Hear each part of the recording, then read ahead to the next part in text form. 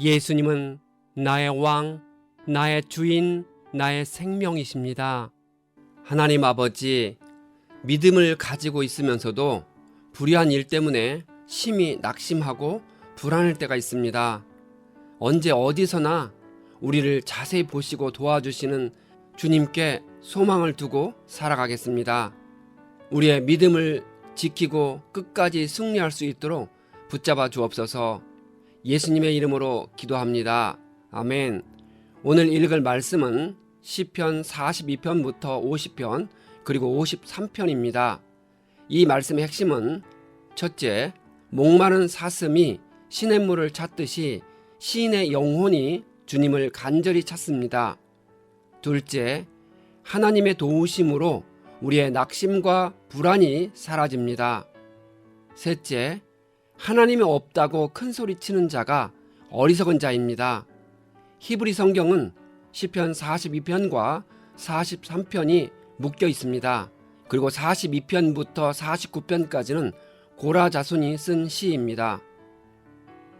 42편, 시인은 사슴이 시냇물을 찾듯이 하나님을 찾고 있는 마음을 그리고 있습니다.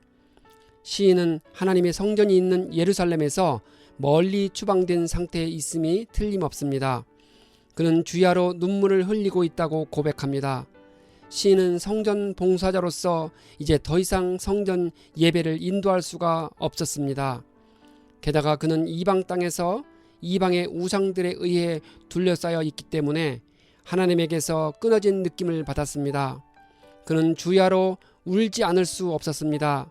내 영혼아, 내가 어찌하여 낙심하여 어찌하여 내 속에서 불안해하는가. 너는 하나님께 소망을 두라. 나는 그가 나타나 도우심으로 말미암아 내 하나님을 여전히 찬송하리로다. 시인은 이 구절을 2번 반복하며 자기 스스로를 격려하고 있습니다. 하나님으로부터 버림받은 것 같은 심정으로 하나님을 찬양하면서 위로받고 있습니다. 시인은 자신의 영혼이 낙심이 되어 요단강과 헤르몬산과 미살산에서 주를 기억한다고 고백합니다. 헤르몬산은 해발 2850m이며 이스라엘 북쪽의 시리아에 있는 가장 높은 산으로 정상은 만년설로 덮여있고 요단강의 발원지입니다. 미살산은 아마도 헤르몬 산맥의 한 봉우리일 것이라 추정합니다. 시인이 이방의 산들을 언급하고 있는 것은 자신이 이스라엘에서 추방된 상태에 있음을 나타낸과 동시에 자신이 어디에 있든지 하나님을 기억하고 있다는 사실을 고백하고 있는 것입니다. 시인은 비록 어둠 속에서 하나님이 없는 것처럼 보였지만 그래도 불안해하고 낙심에 빠진 자신의 영혼을 추스르며 끝까지 하나님께 소망을 두고 있습니다. 43편, 시인은 하나님이 자신을 변호해 주시길 간절히 호소하고 있습니다. 그는 자신의 요새이신 하나님이 어찌하여 자기를 버려 원수들에게 짓눌려 슬픔에 있게 하시냐고 부르짖습니다. 그는 주님이 빛과 진리를 주시고 안내자가 되시어 주님의 거룩한 산으로 데려가 주시길 간구합니다. 주님의 거룩한 산은 예루살렘에 있는 시온산을 가리킵니다. 시온산을 거룩한 산이라고 부르는 이유는 그곳에 거룩하신 하나님의 처소인 성전이 있기 때문입니다. 불안 증세나 우울증은 여러 가지 원인이 있고 의학적인 치료를 필요로 합니다. 하지만 그것이 고통과 환난에 대한 삶의 좌절에서 온 것일 경우 하나님을 신뢰하고 그분의 약속에 소망을 두면 마음의 평강과 용기가 찾아들기에 증세를 완화하는 데 큰 도움이 됩니다. 시인은 하나님께 소망을 두면 불안감을 치유할 수 있다는 확실한 믿음을 가지고 선포합니다. 내 영혼아, 내가 어찌하여 낙심하며 어찌하여 내 속에서 불안해하는가. 너는 하나님께 소망을 두라. 그가 나타나 도우심으로 말미암아 내 하나님을 여전히 찬송하리로다. 44편, 시인은 하나님이 조상들에게 행하신 일을 귀로 들었다고 고백합니다. 하나님이 문 나라들을 손수 몰아내시고 자신의 조상들을 번창하게 하셨음을 고백합니다.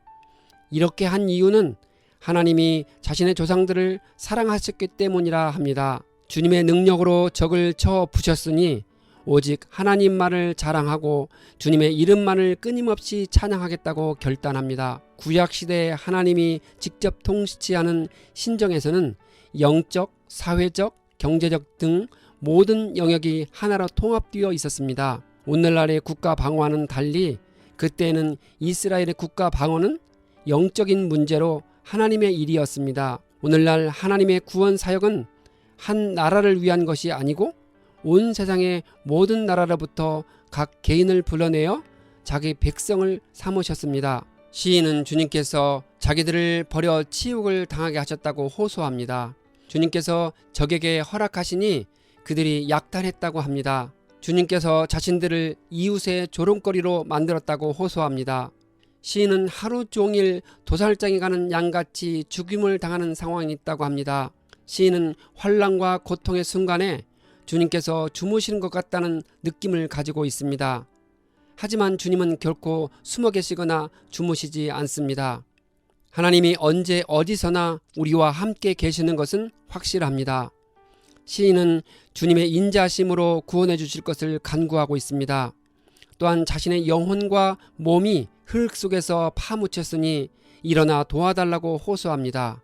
45편 시인은 자신이 좋은 마음으로 왕을 위하여 지었다고 합니다. 이 시는 본래 왕의 결혼식을 축하하기 위해 쓰였습니다. 고대 이스라엘에서는 왕은 국가를 상징했고 그래서 왕을 칭송하는 것은 곧 하나님의 백성을 칭송하는 것과 같았습니다. 이 시는 단순한 이스라엘 왕에게 국한되는 것이 아니고 영원한 왕으로서 기름 부음을 받은 메시아와 관련된 시입니다. 시인은 왕이 존경을 받고 위엄을 세우고 강하길 바라고 있습니다. 시인은 왕에 대해 말하다가 갑자기 하나님을 부릅니다. 그 이유는 이스라엘의 왕은 하나님을 대신하여 하나님의 백성을 다스리는 하나님의 대리자이기 때문입니다. 또한 본 시편의 저자가 이스라엘의 왕을 장차 오실 위대하고 영원한 왕 곧 메시아와 관련시켰기 때문입니다.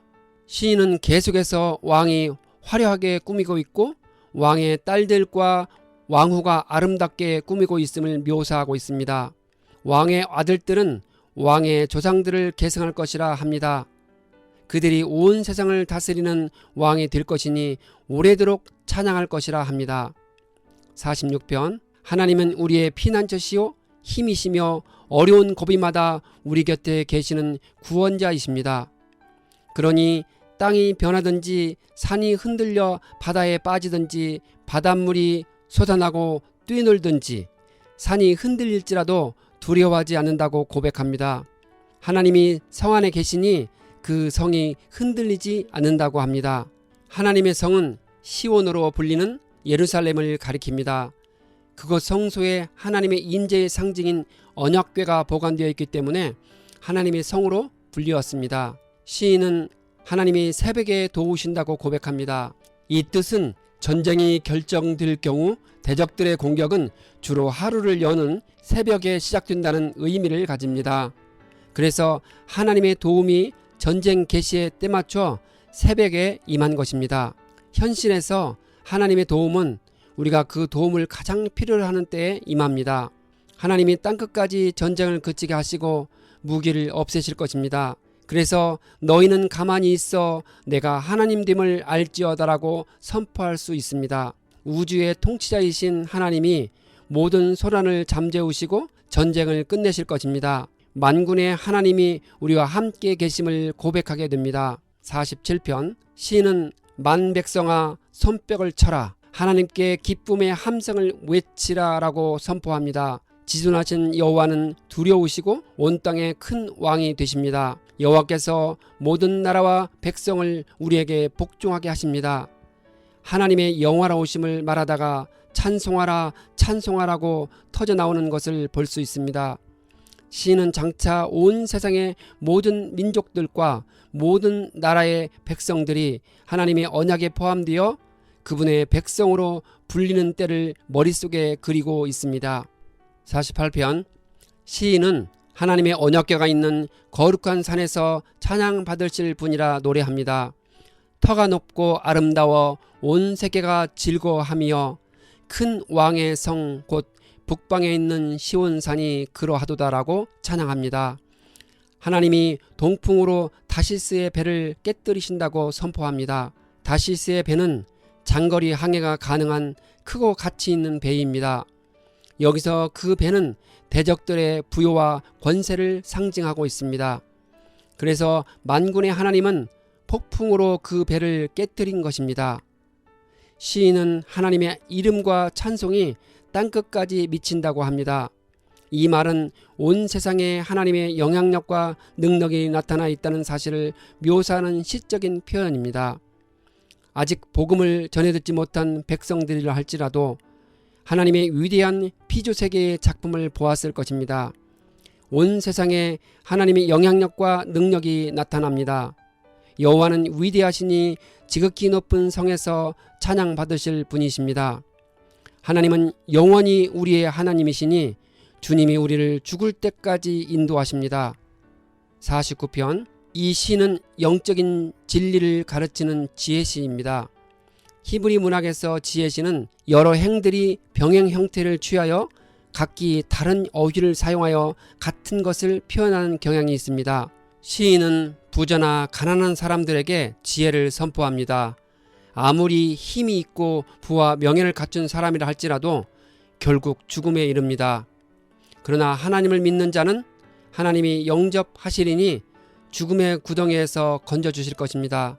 아무리 많은 재물을 소유했을지라도 생명을 속량하는 값은 영원히 마련할 수 없습니다.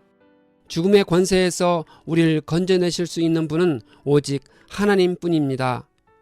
사람이 멸망하는 짐승과 같습니다. 본래 사람은 만물의 영장으로 창조되어 짐승을 비롯하여 자연 만물을 다스리는 가치 있고 존귀한 존재였습니다. 하지만 타락 이후 모든 사람은 죄의 결과인 죽음을 피할 수 없게 되었습니다.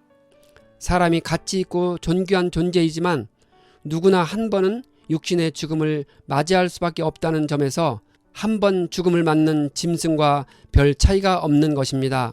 그래서 우리는 죽음 밖에 계신 주님께 건져주시길 간구하는 것입니다. 50편. 이 시는 아삽이 쓴 시입니다. 시인은 전능하신 이 여호와 하나님이라고 반복하고 있습니다. 그 이유는 하나님의 영광과 능력과 장엄함을 강조하기 위함입니다. 여기서 시인은 참된 하나님으로서 온 우주를 심판하시는 하나님의 품성을 강조하고 있습니다. 시인은 하나님의 이미지를 삼키는 불이나 광풍 등 파괴적인 이미지로 묘사하고 있습니다. 이런 하나님의 이미지는 죄악을 일삼는 악인에게 두려움을 주기 때문입니다. 사랑과 긍휼의 하나님은 또한 공의와 심판의 하나님이십니다. 여기서 시인은 악인을 멸망시킴으로써 공의를 이루시는 심판의 하나님을 강조한 것입니다. 시인은 하나님이 수소의 고기를 먹으며 염소의 피를 마시겠느냐고 묻고 있습니다. 그것들은 하나님께 바치는 백성들의 희생 제사의 제물입니다. 하나님께서 백성들에게 희생 제물을 원하시는 것은 사실이지만 그것은 수소의 고기와 염소의 피가 필요해서가 아닙니다. 그런 제사를 통해 죄악을 회개하고 올바른 헌신과 순종의 삶을 살아가기를 바랬던 것입니다. 시인은 악인들도 그들의 입에 하나님의 언약을 두었다고 합니다. 하지만 그것은 계산적이고 위선적이었습니다. 악인들은 하나님의 언약대로 희생 제물을 드림으로써 축복과 거래를 원했고 말로는 하나님의 언약을 지킨다고 하면서도 행동은 정반대였습니다. 악인들은 하나님이 헛된 제사보다 진실한 마음을 원하신다는 사실을 알지 못합니다. 53편. 이 시는 다윗이 썼습니다. 이 시는 5절을 제외하고 14편과 동일합니다. 차이점은 14편에서는 하나님의 칭호로 여호와가 사용되었고 여기서는 엘로힘이 사용되었습니다. 아마도 이 시는 다윗이 말년에 이르러 중요한 교훈을 다시금 강조하기 위해 14편을 재구성한 것으로 봅니다. 인생의 가장 중요한 가치는 하나님이신데 어리석은 자는 하나님이 없다고 선포하니 한결같이 부패한다고 합니다. 하나님이 없는 사람은 가증한 일을 행하고 선을 행할 능력이 없습니다. 악인들은 물론 하나님의 계명에 따라 선을 행하려는 사람들조차도 하나님을 따르는 데 실패하고 맙니다. 아담과 하와 이래로 죄는 인간의 본성을 타락시켰기 때문에 모든 사람은 선을 행할 수가 없습니다. 바로 이것이 우리가 구원자를 필요로 하는 이유입니다. 이스라엘 백성을 포로에서 구해 주실 수 있는 분이 오직 하나님 한 분뿐이듯이 우리를 죄악에서 구해 주실 수 있는 분도 오직 하나님 한 분뿐임을 고백합니다.